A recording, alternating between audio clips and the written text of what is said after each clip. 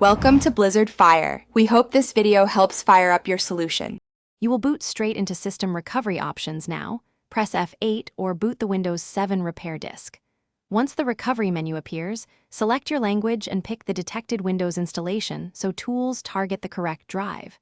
Start with Startup Repair. It automatically fixes common boot files and registry issues. This is fast and non-destructive. It attempts repairs first because that often resolves the problem without commands. If errors persist, keep the displayed messages for the next steps. Open Command Prompt from the recovery options because you need direct control over boot files.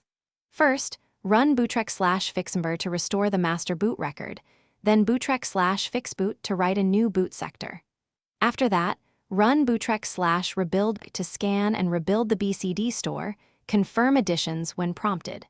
If the system reports disk errors or missing files, run chkdsk/f/r to locate bad sectors and repair file system corruption. This can take time, so be patient. Once boot files are repaired, run the offline system file checker, sfc/scano with /offbootdir and /offwindir pointing to your Windows drive to replace corrupted system files. After it finishes, restart and attempt a normal boot. If Windows starts, run system restore to return to a known good point. If problems persist, use the repair DVD to repeat steps or recover data. Troubleshooting tip: if repeated repairs fail, remove the drive and image your data before a full reinstall. Thanks for watching. If you found this helpful, don't forget to like and subscribe.